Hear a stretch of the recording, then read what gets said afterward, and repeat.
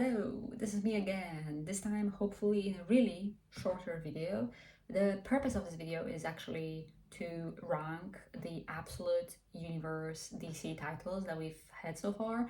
So it's not about books this time, but about comics. But before we get into that, I just wanted to do a quick haul of comics I got recently because it was actually the biggest haul I ever had of comics.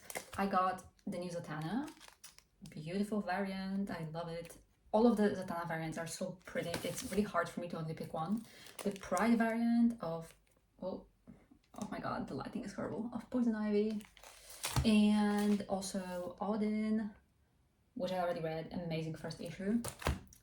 And I also got a few Batgirl comics that they still had because I want to display them on my wall, hopefully, because I love Cassandra Cain. I actually haven't read this series yet, but I've been reading the 2000 Batgirl run, which is amazing. Honestly, my favorite thing I read so far from DC, I think, and so I want to display her on my wall.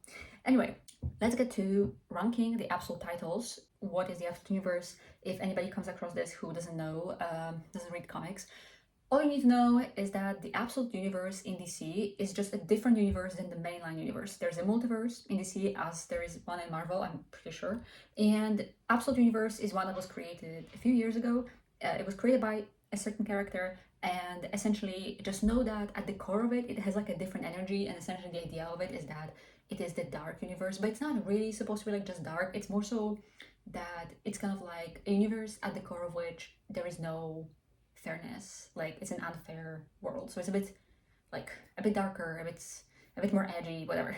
Anyway, well, I could go on. There are like debates about what it really means, but anyway, the point is that so far there have been 8 titles, 8 series that came out in the absolute universe, and the whole hook of all of them is that they take known characters like Batman, Wonder Woman, Superman, and so on, and they change something about their well-established and well-known mythos and origins and backstories. They change something, and then it's sort of like a what if Batman was Batman but he was not rich, for example. That's the hook of absolute Batman.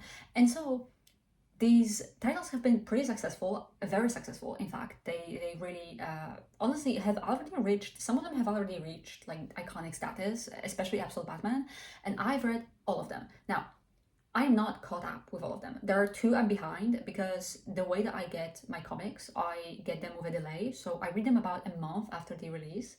So I have not read the latest Absolute Batman issue, which is issue 21, and also the second issue of Absolute Green Arrow. So those are 2 that have come out and I have not read yet. The others, as of recording this, I am all caught up. So we're gonna rank all of them. I do have a tier list, but we will make like a precise ranking. So the positions also matter. And obviously, this is my subjective opinion, and that means that it matters to nobody but myself. Okay, so the first one that I'm gonna rank is gonna be Absolute Batman because I read it first. I'm gonna, I think, go in order of when I remember reading them. Absolute Batman, I pulled out some of my favorites. Oh, the lighting is really bad here. Some of my favorite issues that I own, because why not? I love Absolute Batman. I mean, what can I say about this? Like, Absolute Batman is iconic, and it's iconic for a reason. I think that to me, Absolute Batman is exactly what I want the Absolute titles to be. It is bold, it makes bold choices, it really feels fresh and unique. The premise of Absolute Batman is what I gave as an example before, which is that in this universe, Bruce Wayne did not grow up rich. His parents are not rich. His father was a teacher, and only his father gets killed. And that's essentially the hook of the story. Like, and he becomes Batman in different ways. So it's, I think, very interesting. I think that it is just really good storytelling. It tells a very good story. Every issue you're excited for more. The art is amazing, and like I said, it just makes really bold choices. It's very fast-paced as well because of that, and I actually enjoy how fast-paced it is, but some people are criticizing it that it's a bit too fast, and I kind of am starting to see that because I'm kind of starting to forget some of the details because of how fast-paced it is, so I might reread it soon. But yeah, overall, to me, Absolute Batman is amazing. I'm going to put it in S tier because I think it is just, it's great. It's amazing. It's in the top 3 of the Absolute titles for me, and I love it, and might be my favorite. But I say might because the second title that we need to talk about is obviously Absolute Wonder Woman. Among the Absolute titles, Absolute Batman is definitely the most popular, with Absolute Wonder Woman being definitely the second most popular. Absolute Wonder Woman is beloved for a reason. It is a phenomenal series, and I think what it does so well is that it just develops the character of Diana in an amazing way. I mean, truly, you understand her so well, and she's such a compelling character. And in my opinion, of all Absolute titles, this is the one that has the strongest lead. Not only because I like her the most, but I do think that she's the most fleshed out and the best written so far of all the leads of the Absolute Universe titles. The thing about Absolute Wonder Woman, the hook of it, is that it's, Diana that we know of, but what if she was not raised with the Amazons? Instead, she's raised in hell. The details of why she actually was put in hell and raised there by Cersei are not revealed yet. There are implications here and there, but we don't have like an explicit reveal of why she's there. But that's all you need to know. It is amazing. It's amazing. Also, Diana's character design is, I think, the most different from her regular design, and I love it. I mean, it's amazing. In fact, it's better than her regular design. So yeah, I also love the art, which is not surprising.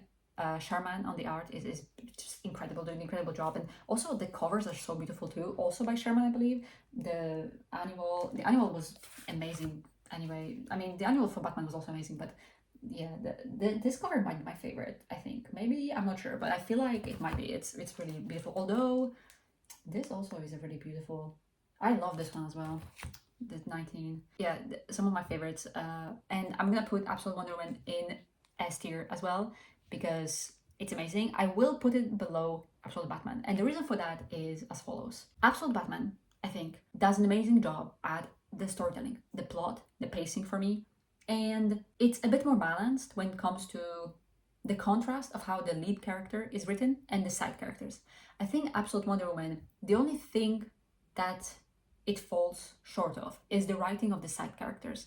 The side characters are kind of just there. So far, they haven't really been utilized or explored very well, and it's just such a contrast to how amazing of a character Diana is that it's hard not to just see that as a shortcoming and a bit of a flaw. And also the pacing, I might be a bit biased here, the pacing of the last Wonder Woman arc was a little bit off. It's a little bit it kind of felt like one fight for 5 issues, so it was a little slow. So because of that, it's gonna go to number 2, the second position, but it's still in my top 2 favorites, and it's not surprising because I think for most people those are the favorites. But then let's wrap up the big 3. Actually, we're gonna go to Absolute Superman. For me, Absolute Superman is a perfectly fine title. I liked it well enough. But I will be honest, I don't love it. And here's the thing, I'm very ignorant when it comes to Superman stuff. I have watched, I think, all of Superman movies, but I don't actually care that much about Superman. I have only so far read one Superman comic, and that's Superman for All Seasons, and that's it. So I'm pretty ignorant when it comes to Superman stuff. And so Absolute Superman was a fine read, not my favorite by any means. I do love the art, it's really beautiful to look at, but story-wise, it just hasn't really gripped me. The idea of Absolute Superman as well, the premise of it, does sound a little, it feels a little bit like a cop-out and like the least unique one. And let me explain. The hook and the twist of Absolute Superman is that we follow Superman as he comes to Earth as like I forget if he's in late teenage years or if he's like a young adult, but the idea is that he actually grew up on Krypton, right? So unlike in the mainline universe where he comes to Earth as a baby and is raised by the Kents, in Absolute Universe he actually grew up on Krypton and witnessed the gradual decline of the planet, and then came to Earth later. And so he brings with him all of this grief and memory of everything that he's lost. And it's not a bad hook, it's not a bad like twist to his character, but is it like crazy to say that this is just Supergirl's story? I mean, am I like, again, I'm not an expert, so I hesitate to say this, but I have not read anything Supergirl aside from Supergirl Woman of Tomorrow, and I watched the CW Supergirl show. But from my experience, what I know of Supergirl, Absolute Superman's origin story the origin story and his backstory is just Supergirl's backstory, because that's what happened to her, right? That she comes to Earth as like late teenager, maybe young adult, because she actually grew up on Krypton and was sent later in her life to Earth with Kal. So to me, because of that, this feels a little bit less unique because it's been done before with a different character. That's what I feel like, but maybe I'm wrong. So yeah, and in general, it's just not really like my favorite. So yeah, I'm gonna put it in A for now, and I think it's probably is gonna stay there, but yeah, it's gonna stay there. But we're gonna move on to Absolute Martian Manhunter next. Absolute Martian Manhunter is an amazing series, and I don't know anything about Martian Manhunter aside from his role in CW Supergirl show. Which I can only assume is probably not very comic accurate, specifically as it pertains to Martian Manhunter. Absolute Martian Manhunter is a series that I don't really know how to explain the kind of premise of it, but basically it follows a character whose name I don't even remember right now. Is his name John? I don't think so. Anyway, he's like a police, he works for the police, and he is going through it mentally, and eventually there is an alien who is talking to him in his head, a green alien, and there are also white aliens, or should I say Martians.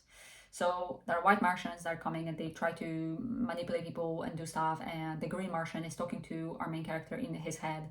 And yeah, it's a pretty trippy series, but it's very good. And I think where it shines is the art and the way that the art enhances the story and works with the writing to tell the story.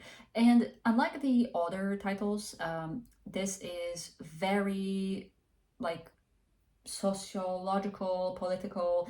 It's really doing the social commentary. That's the core of the book. All of these titles have social commentary. I think all of these are, to me, all of these read much more aware of the sociopolitical climate that they are being published in. But this title specifically is about the sociopolitical commentary, okay? Like that's the core of the story, and it is done very well. I also would say that this is a story of schizophrenia, but I'm not gonna go into that interpretation here. But it is really amazing. I think that the art is phenomenal, and again, the way that it works to enrich the story is so well done. And I just think that there's so much detail in this. It's an amazing story, and it's a limited. And I will say that right now, I feel like you can kind of tell that it was a limited that was extended because of how successful it was. I feel like in these last few issues, you can tell that it was, that originally it was not planned for that long, but I still love it and I think it's amazing. And I'm gonna put it in S tier. This is so far the third in my top 3 of the Absolute titles. Okay, then let's go to the left. I'm gonna go with Absolute Green Lantern. I read Absolute Green Lantern relatively recently, and I really enjoyed it actually. I think it's a bit rough, I will say that for sure, but honestly, I really liked it. I think, especially towards the end, like, I think at first I just didn't understand a lot of what was happening, and also I didn't like the art that much, which is again pretty common sentiment. The art is not, and I've tried to like it, but it's just not doing it for me. I really wish that it was a different just art style for this book. I'm sorry, it's just not for me. But in terms of the writing and what it actually is as a story, I actually really enjoyed it. And hey, it's gay, so it's automatically better for me. I'm gonna put Absolute Green Lantern in A tier, and I can't even explain the premise of it because I don't know how. Because I have not read any other Green Lantern. I tried reading the current Green Lantern ongoing, and I dropped it about like 7 issues into it because I didn't care. But I do want to read more Green Lantern, but so far this is pretty much my only experience with Green Lantern. So I don't even know how to sell it because I don't really know like how different it is from regular Green Lantern. I know basics of Green Lantern stuff, but not a lot. So anyway, I really enjoyed this though, to be honest. I think that this is underrated. I feel like definitely pick it up. Like it's a good series. I think it's really cool what it's doing, and I'm very interested in how it's gonna progress. So yeah, the next one I'm gonna go with is let's go with Absolute Flash actually, because Absolute Catwoman and Green Arrow are the most recent of the Absolute titles. So when it comes to Absolute Flash, here's the thing. Absolute Flash, I'm gonna be honest, it's not for me. It's not for me. And I don't know anything about Flash. I have not read any Flash. I'm already gonna put it in B because it's just not, it's not doing it for me. Absolute Flash is fine. I think it's a little boring. I don't care much for it. It also feels so disconnected from the rest of the episode titles. It's like a coming of age, YA, sci fi. It feels very YA. It feels quite juvenile at times. I just don't really care for it too much. I really don't. And there's like an animal companion thing, and I hate animal companions, which is just a thing about me. And I just don't really care too much. I don't care about Wally, the main character. I don't care about any of the main characters. The only characters I find interesting in Absolute Flash are like there's a team that's called the Rogues. So the Rogues, I suppose they are literally antagonists, kind of, but also not really. It's a, I don't know. They're kind of antagonists, but not really. But they call themselves the Rogues. And actually, I like them, and I'm more interested in them by far than anybody else in this series. So yeah, the art is pretty nice sometimes, and then sometimes it's not. There are some issues that are drawn. I don't know if this. No, I'm sure it's a different artist than the artist of Absolute Green Lantern, but the style of some of the issues is very similar, and I don't like it. But in general, the art is pretty nice of Absolute Flash, definitely elevates the reading experience. So yeah, but for me, it's not really doing it for me. I don't really care for Absolute Flash too much. I will continue to read it, but it's not really great, I feel like. So it's gonna go in the B tier, and spoiler alert, it's my least favorite of all the titles, so it's gonna stay at the bottom. Okay, and actually, I'm gonna correct something because I forgot that the positions are supposed to match like the actual order in which I would rank all these titles. So actually, I'm gonna change Absolute Green Lantern to be above Absolute Superman. I know that's a controversial opinion, but story-wise, I'm actually much more excited for Absolute Green Lantern. So yeah, let's go to Absolute Catwoman. Absolute Catwoman is a pretty recent title. It just started. Only one issue has been out so far. Oh yeah, it's not pretty recent. It's the most recent of all the Absolute titles. And I enjoyed it, but I didn't love it as much as a lot of other people did. I think, first of all, where I see discrepancies between the public reception and my own opinion is that I didn't love the art that much. I think a lot of people love the art of Catwoman, and Bengal is on the art, and people love his stuff. I don't really care for the art that much, to be honest. It's not bad by any means. It's not bad. It's good. It's just there's something about it that doesn't quite work for me. I think it's like the way that the characters look. There's something about it where they kind of look like dolls to me. I don't know. Maybe I'm the problem. I'm the problem. But yeah, I didn't really love it. And I think that ultimately, to me, Absolute Catwoman is just not the most interesting premise so far. She is still a thief, so that hasn't changed. She is rich in this world though, and frankly, she seems to be like the Batman of this universe. People have been saying that, but when they say that, what they mean is that in this universe, Catwoman has all the cool gadgets, and she has a bat cave, which is called a cat cave, and just all this cool stuff. And so it feels like she's like the Batman because she has like the Batman resources basically. And she used to be a part of like an organization of thieves, and now she left them. But she can't leave her past behind. I guess that's kind of the premise basically. But I don't know. This premise is not the most unique for me. And when I said that, in my opinion, Absolute Superman has the weakest like twist in my opinion of all the Absolute titles. Absolute Catwoman, I think, comes second in that aspect. I just don't think this is the most exciting like premise in my opinion. But this is not to say that I'm not interested. I am. I'm very much interested. I'm just saying like relative to the other titles, it's not one that grabbed my attention the most. But of course, also there's only one issue out. So just putting that out there, only one issue out. So everything I'm saying is, it's just based on one issue, which means it basically doesn't matter, right? Because my opinion, I'm sure, might change, and I really hope that this series will win me over. I'm gonna put it in the B tier. Specifically, I'm gonna put it above Flash, but it's gonna go into B tier because yeah, it's just not really doing it for me yet. Okay, yet. It probably doesn't help that I also don't really care about Catwoman that much. Sorry, but yeah. And then for the last title I'm gonna talk about is Absolute Green Arrow. Wow, this is really. I should have taken them out of the bag, but whatever. Absolute Green Arrow, phenomenal, amazing. I love this issue. Like I said, issue 2 is out, but I'm gonna get it like in a month, so I only read this one. I love it. I love it. I don't know what to tell you. It's peak. It's peak. I love it so much. Absolute Green Arrow is amazing because it really is both an Oliver Queen story. It's supposed to be anyway. and Dina Lance story. And I love Dina. The setup is amazing. I think it's basically about murders that start happening, very gory murders of billionaires. And Dina is sort of forced and tricked into a position of being a bodyguard for another rich person.